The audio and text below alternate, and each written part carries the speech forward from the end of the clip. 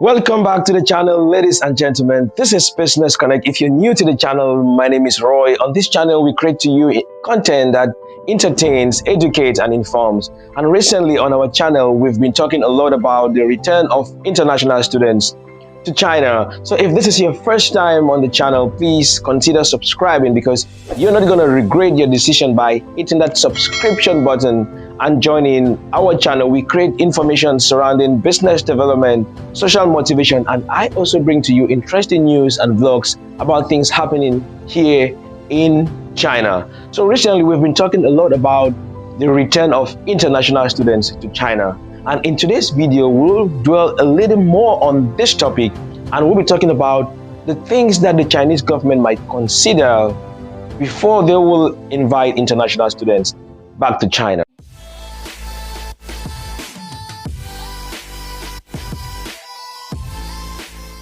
Welcome back. So, when the whole return to China thing started, we thought that it's going to be like a general something, like when the time will come, a news will be given to everyone or to all the countries and everyone will be treated equally. Like all countries will be treated equally on when students should return to China. But recently, from our analysis and from recent news and things going around the globe, we are considering to think that the return to China for international students, each country might not have the same opportunity. All the countries might not be considered the same, because the way we see some countries putting pressure, look at India, the way the Indian government and the Indian students are putting pressure. Look at Pakistan, the way the Pakistani government is putting pressure, the way the Pakistani students are putting pressure. Look at Bangladesh, the way the students are putting pressure. We are tempted on this platform to think that this is not gonna, like, all the students are not gonna have the same opportunity, or all the students might not return to China at the same time. So in this video, we're going to be doing some analysis on what we think the Chinese government might consider, or what do you think China might consider before they will invite international students back to China? Is it based on the pressure that the students will put? Is it based on the country-to-country relationship that most of these countries have with China? Is it going to be based on some mutual understanding or some mutual benefits enjoyed by both countries? So in this video, I'll be bringing forth three things that I think will influence the Chinese government's decision or China's decision on inviting international students back to China. And before I continue the video, I want to make a little disclaimer here, because everything I say here is based on my analysis and based on the information that I've read online. So I'm making a disclaimer here. I don't have any information from background or someone that is sponsoring the video or someone that is giving us any information. I'm saying this just based on my analysis or based on what I think might happen. So if you're still watching the video up to now and you like it, give us a thumbs up, and if you have any comments, let us know in the comment section below. And because sharing is caring, you want to keep this message to yourself. Share it with someone, because sharing actually is caring. Okay, good. Now let's go into the details of the video. The first thing that I think, based on my analysis, that I think China will consider will be countries that are directly linked to the Belt and Road map, like countries that China has direct interaction with based on the Belt and Road Initiative. And if you're watching this video and you don't know about the Belt and Road Initiative, I'm going to use a few seconds to talk to you about the Belt and Road Initiative. What is the Belt and Road Initiative actually? Okay, so looking at my map here, I'm going to be showing you the countries that are directly linked to the Belt and Road Initiative. And we think, based on our analysis, we think that these are some of the countries that China might give the first opportunity or the first priority on their international students to return to China. This is because these are the countries that China has direct economic relations with, or the Chinese government really have a direct understanding with their government. These are countries that deal directly with the Chinese government. And here you can see here in Africa we have Kenya, and it goes up to Ethiopia, the countries along the Suez Canal.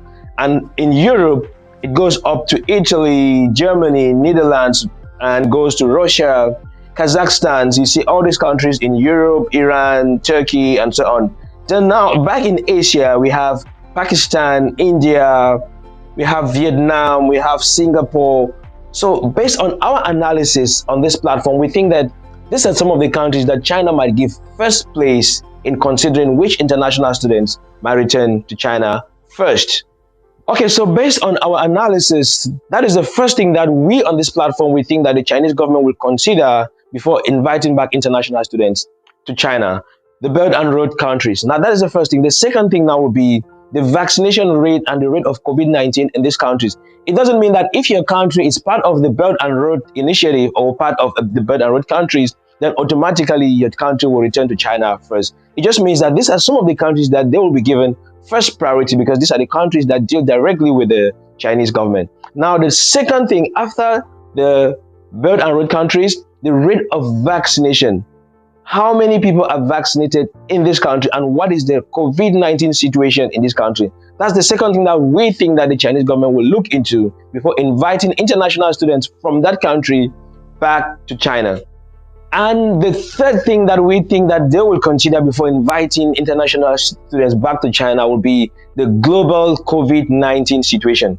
Now, when we talk about the global, we mean the situation all around the globe. Now, it involves all other countries. So if your country is not part of the Belt and Road initiative, it doesn't mean that China will not consider your country or will not consider students from your country back to China. It just means that there are going to be some priorities, like they're not going to say, okay, everyone can come, since we think that it's going to be in batches. Now, what are some of the things that they will consider before inviting students back to China? So we said the first thing will be the countries that are directly connected to the Belt and Road map.